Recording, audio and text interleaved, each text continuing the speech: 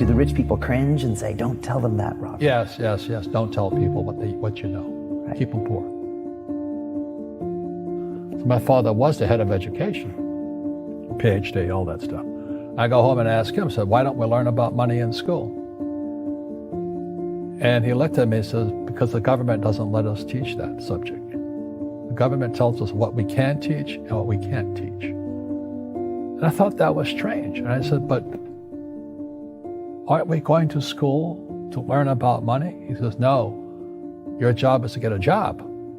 I said, but you get a job to earn money. He goes, no, you're supposed to just get a job. I went, no. Isn't the purpose of a job to earn money? He goes, you're correct. I said, so why don't I just learn about money? I can skip the job part, you know? And he got flustered and he said, if you want to learn about money, why don't you ask your best friend's father about money? And I said, why? That's Mike. So why ask him? He says, because Mike's father is an entrepreneur. And I said, what are you? He says, I'm an employee. I'm a government employee. I went, oh, what's the difference? He says, the difference is an entrepreneur must know about money, or they're no longer entrepreneurs.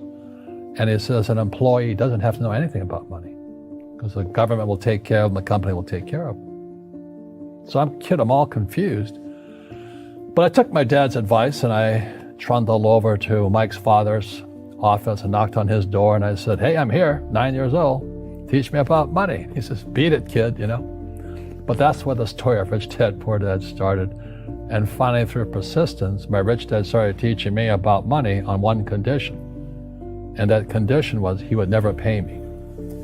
He says, the moment I pay you, you think like an employee. He says, that's the trap. Entrepreneurs work for free. And now I'm 9 years old, my head's going cracking in half.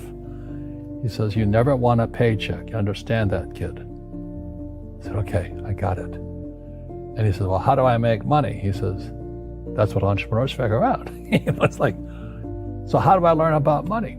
So he would just break out a Monopoly game board. So I would work for free. I'd pick up cigarette butts, and he had hotels and restaurants, and I would clean and do menial tasks. And as I got older, I started getting into office work and marketing and accounting, and I was an apprentice basically, but I always worked for free.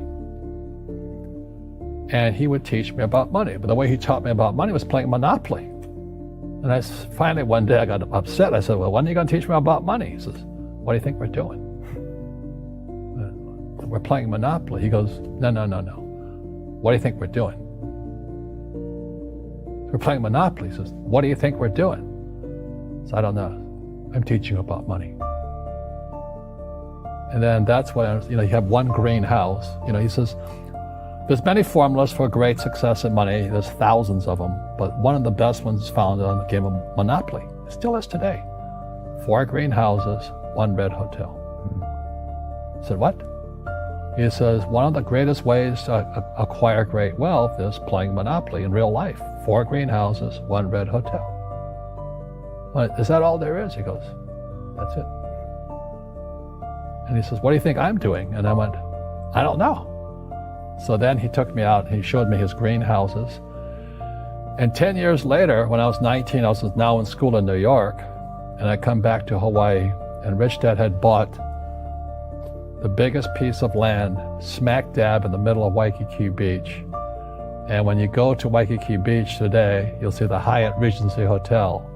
That was his hotel. Just like the game of Monopoly. Just like the game of Monopoly.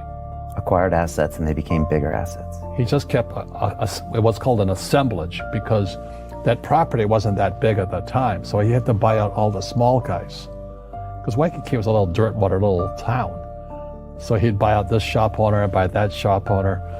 And it took him a while, but he finally assembled this large piece of property. And then he and Hyatt put up this giant hotel. It just sold for $800 million. So that's how I learned about money.